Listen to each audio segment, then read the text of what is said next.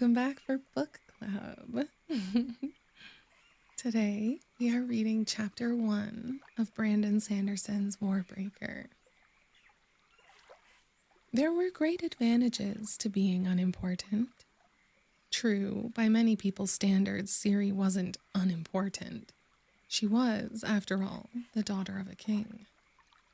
Fortunately, her father had 4 living children, and Ciri, at 17 years of age, was the youngest. Fafin, the daughter just older than Ciri, had done the family duty and become a monk. Above Fafin was Ridger, the eldest son. He would inherit the throne. And then there was Vivenna. Ciri sighed as she walked down the path back to the city. Vivenna, the firstborn, was, well, Vivenna. Beautiful, poised, perfect in most every way. It was a good thing, too, considering the fact that she was betrothed to a god. Either way, Ciri, as 4th child, was redundant. Vivenna and Ridger had to focus on their studies. Fafin had to do her work in the pastures and homes. Ciri, however, could get away with being unimportant. That meant she could disappear into the wilderness for hours at a time. People would notice, of course, and she would get into trouble. Yet, even her father would have to admit that her disappearance hadn't caused much inconvenience. The city got along just fine without Ciri. In fact, it tended to do a little better when she wasn't around. Unimportance.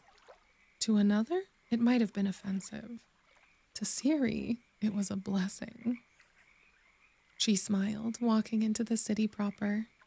She drew the inevitable stare.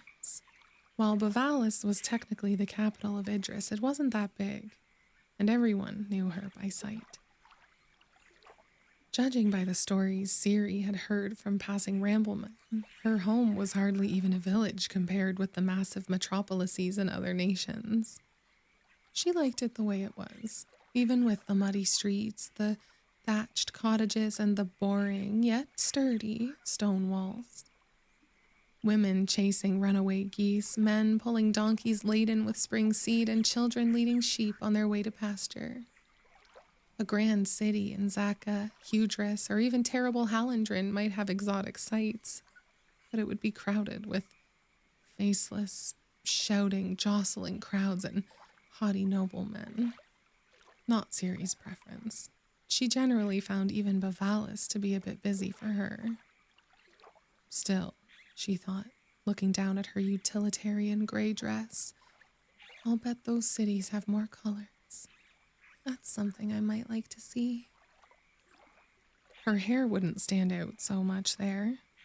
As usual, the long locks had gone blonde with joy while she'd been out in the fields. She concentrated, trying to rein them in, but she was only able to bring the color to a dull brown. As soon as she stopped focusing, her hair just went back to the way it had been. She had never been very good at controlling it, not like Vivenna. As she continued through the town, a group of small figures began trailing her. She smiled, pretending to ignore the children until one of them was brave enough to run forward and tug on her dress. Then she turned, smiling. They regarded her with solemn faces. Idris children were trained, even at this age, to avoid shameful outbursts of emotion. Austrian teachings said there was nothing wrong with feelings, but drawing attention to yourself with them was wrong. Ciri had never been very devout. It wasn't her fault, she reasoned, if Austria had made her with a distinct inability to obey. The children waited patiently until Ciri reached into her apron and pulled out a couple of brightly colored flowers. The children's eyes opened wide, gazing at the vibrant colors. 3 of the flowers were blue and 1 yellow. The flowers stood out starkly against the town's determined drabness. Other than what one could find in the skin and eyes of the people, there wasn't a drop of color in sight. Stones had been whitewashed, clothing bleached gray or tan, all to keep the color away. For without color, there could be no awakeners. The girl who had tugged Siri's skirt finally took the flowers in one hand and dashed away with them, the other children following behind. Siri caught a look of disapproval in the eyes of several passing villagers. None of them confronted her, though. Being a princess, even an unimportant one, did have its perks. She continued on toward the palace. It was a low, single-story building with a large, packed earth courtyard. Siri avoided the crowds of haggling people at the front, rounding to the back and going in the kitchen entrance. Mabe, the kitchen mistress, stopped singing as the door opened, then eyed Siri. "Your father's been looking for you, child," Mabe said, turning away and humming as she attacked a pile of onions. "I suspect that he has." Siri walked over and sniffed at a pot which bore the calm scent of boiling potatoes. "Went to the hills again, didn't you? Skipped your tutorial sessions, I'll bet?" Siri smiled, then pulled out another of the bright yellow flowers, spinning it between two fingers. Mabe rolled her eyes. "And been corrupting the city youth again, I suspect. Honestly, girl, you should be beyond these things at your age. Your father will have words with you about shirking your responsibilities." "I like words," Siri said. "And I always learn a few new ones when father gets angry. I shouldn't neglect my education, now should I?" Mabe snorted, dicing some pickled cucumbers into the onions. "Honestly, Mabe," Siri said, twirling the flower, feeling her hair shade a little bit red, "I don't see what the problem is. Austri made the flowers, right? He put the colors on them, so they can't be evil. I mean, we call him God of Colors, for heaven's sake." "Flowers ain't evil," Mabe said, adding something that looked like grass to her concoction. "Assuming they're left where Austri put them.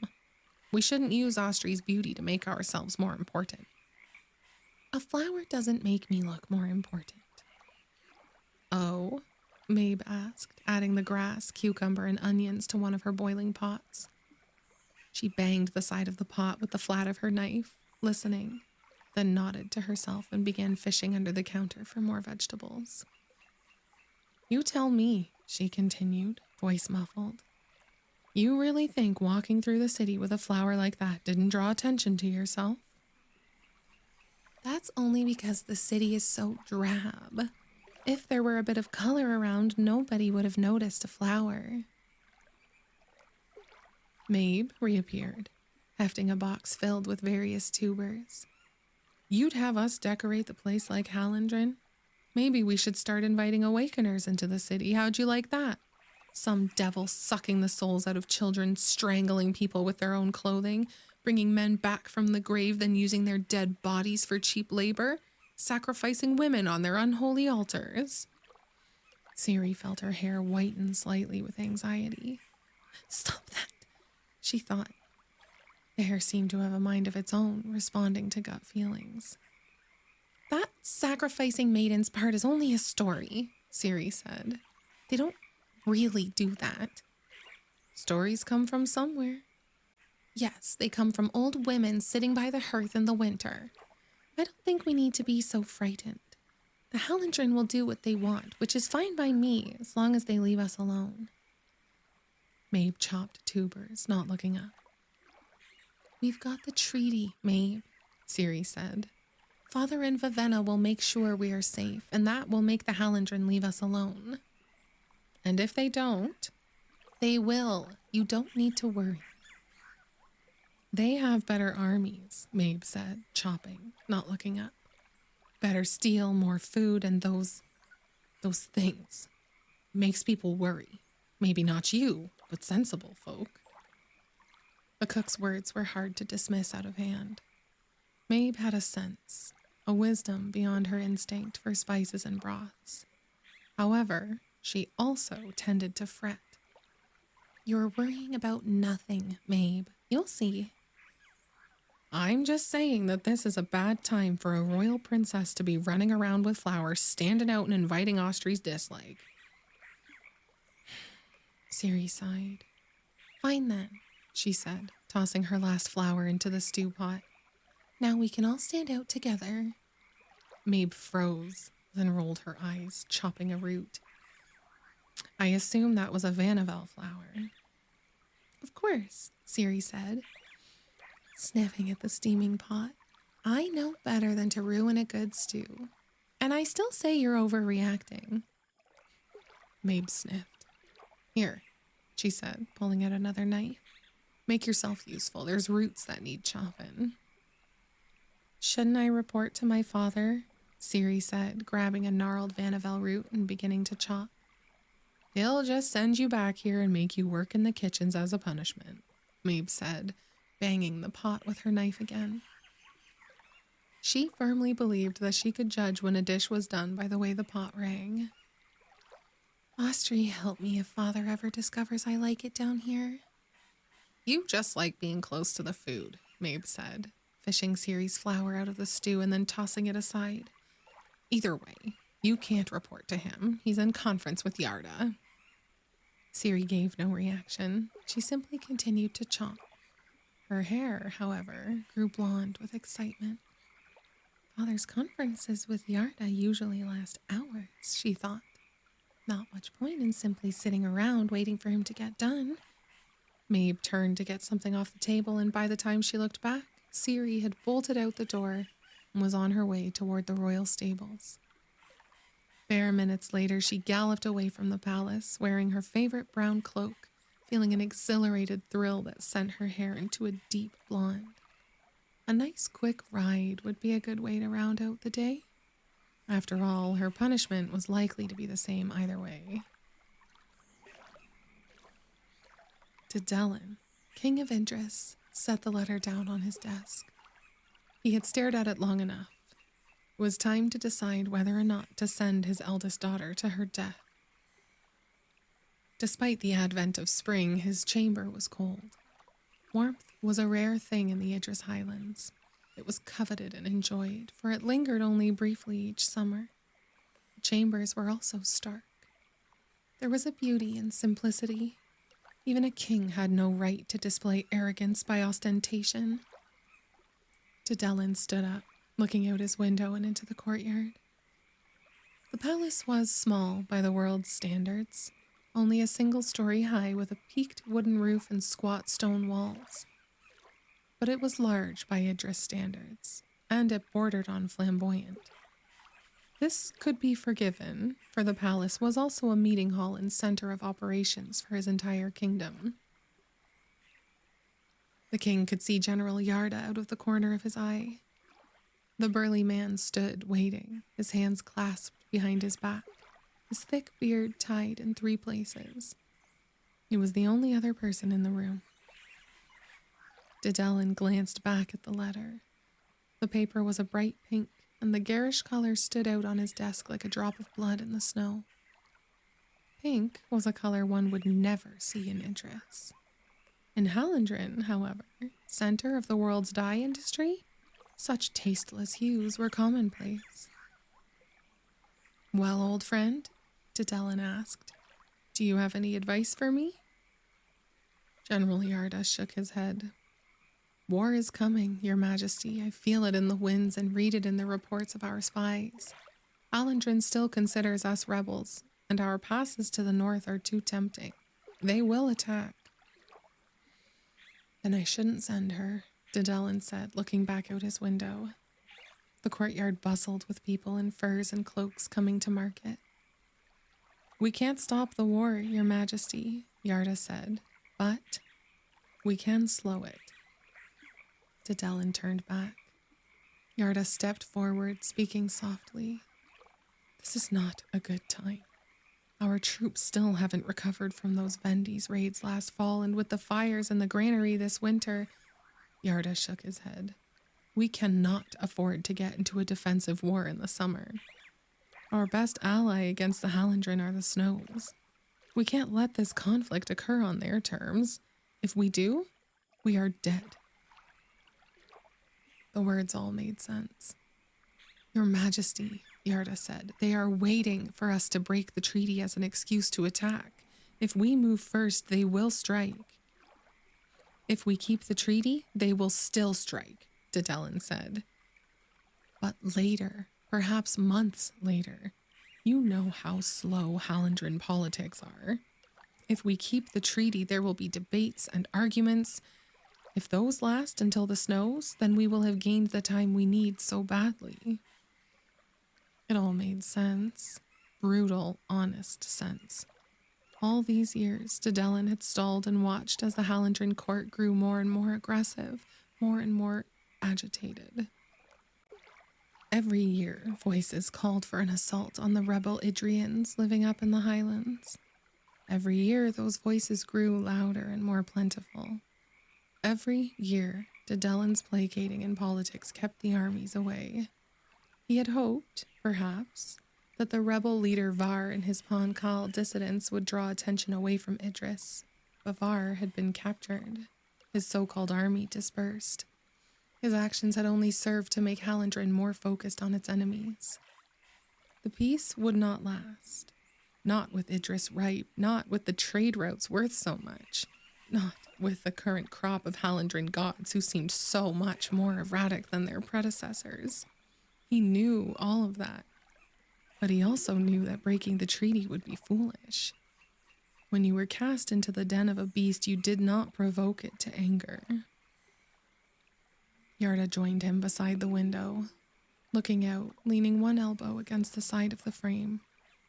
He was a harsh man, born of harsh winters, but he was also a good man. He was as good a man as Dedelin had ever known. A part of the king longed to marry Vivenna to the general's own son. That was foolishness. Dedelin had always known this day would come. He had crafted the treaty himself, and it demanded he send his daughter to marry the God King. The Hallandren needed a daughter of the royal blood to reintroduce the traditional bloodline into their monarchy. It was something the depraved and vainglorious people of the lowlands had long coveted, and only that specific clause in the treaty had saved Idris these 20 years. That treaty had been the first official act of Dedelin's reign, negotiated furiously following his father's assassination.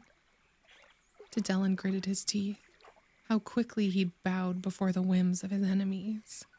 Yet, he would do it again. An Idris monarch would do anything for his people. That was one big difference between Idris and Hallandren. If we send her, Yarda, Dedelin said, we send her to death. Maybe they won't harm her, Yarda finally said. You know better than that. The first thing they'll do when war comes is use her against me. This is Hallandren. They invite awakeners into their palaces for Austri's sake. Yarda fell silent. Finally, he shook his head. Latest reports say their army has grown to include some 40,000 lifeless. Lord God of colors, Dedelin thought, glancing at the letter again. Its language was simple. Vivenna's 22nd birthday had come, and the terms of the treaty stipulated that Dedelin could wait no longer. Sending Vivenna is a poor plan, but it's our only plan, Yarda said. With more time, I know I can bring the Tetradyl to our cause. They've hated Hallandren since the Many War. And perhaps I can find a way to rile Var's broken rebel faction in Hallandren itself. At the very least, we can build, gather supplies, live another year. Yarda turned to him. If we don't send the Hallandren their princess, the war will be seen as our fault. Who will support us?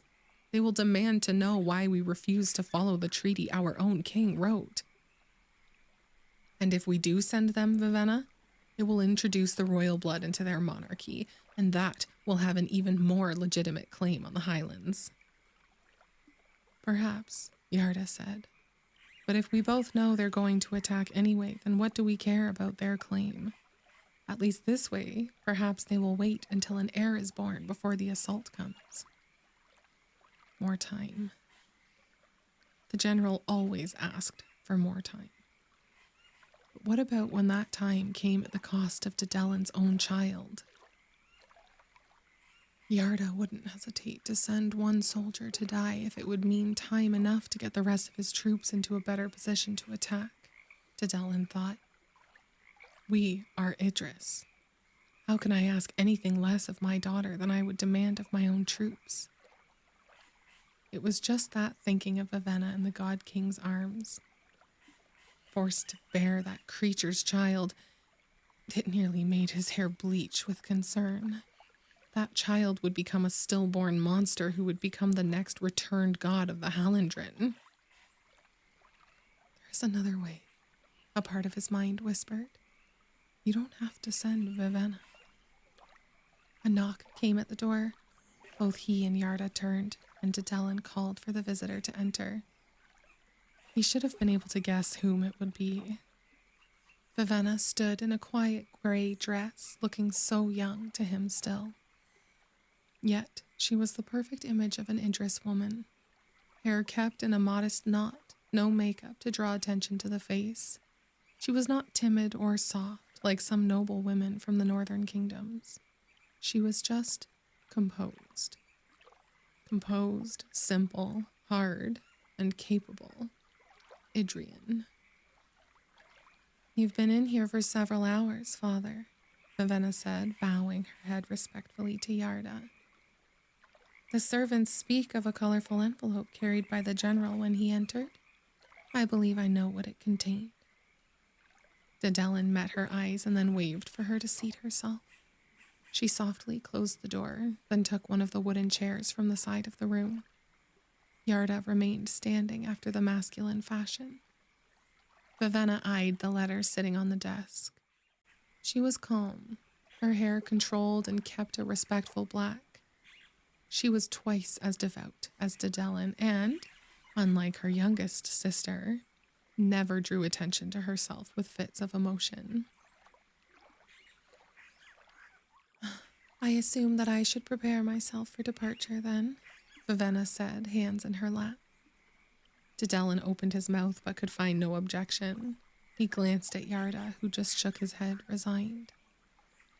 I have prepared my entire life for this, Father, Vivenna said. I am ready. Ciri, however, will not take this well. She left on a ride an hour ago. I should depart the city before she gets back. That will avoid any potential scene she might make. Too late, Yarda said, grimacing and nodding toward the window. Just outside, people scattered in the courtyard as a figure galloped through the gates. She wore a deep brown cloak that bordered on being too colorful, and, of course, she had her hair down. The hair was yellow. Dedelin felt his rage and frustration growing. Only Ciri could make him lose control and, as if in ironic counterpoint to the source of his anger, he felt his hair change. To those watching, a few locks of hair on his head would have bled from black to red. It was the identifying mark of the royal family, who had fled to the Idris Highlands at the climax of the Many War. Others could hide their emotions. The royals, however, manifested what they felt in the very hair on their heads.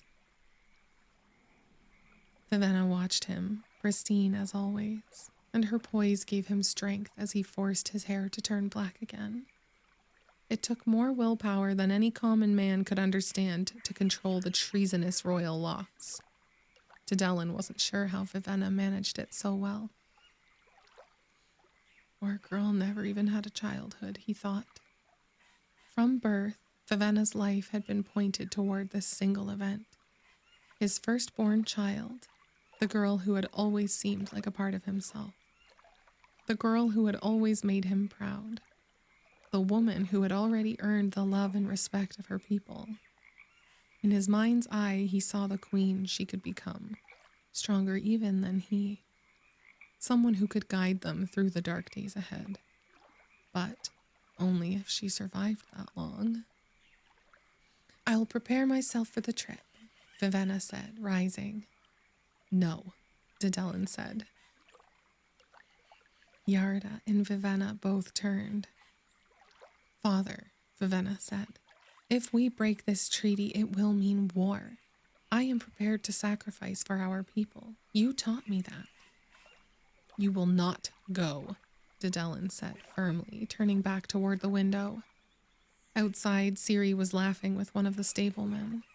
Dedelin could hear her outburst even from a distance. Her hair had turned a flame-colored red.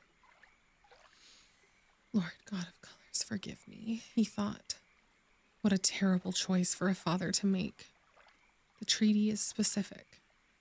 I must send the Hallandren my daughter when Vivenna reaches her 22nd birthday. But it doesn't actually say which daughter I am required to send. If he didn't send Hallandren one of his daughters, they would attack immediately. If he sent the wrong one, they might be angered, but he knew they wouldn't attack. They would wait until they had an heir. That would gain Idris at least 9 months. And, he thought, if they were to try to use Vivenna against me, I know that I wouldn't be able to stop myself from giving in. It was shameful to admit the fact, but in the end, it was what made the decision for him. Dedelin turned back toward the room. Vivenna, you will not go to wed the tyrant god of our enemies. I'm sending Ciri in your place. Stay tuned for the next chapter. Mwah.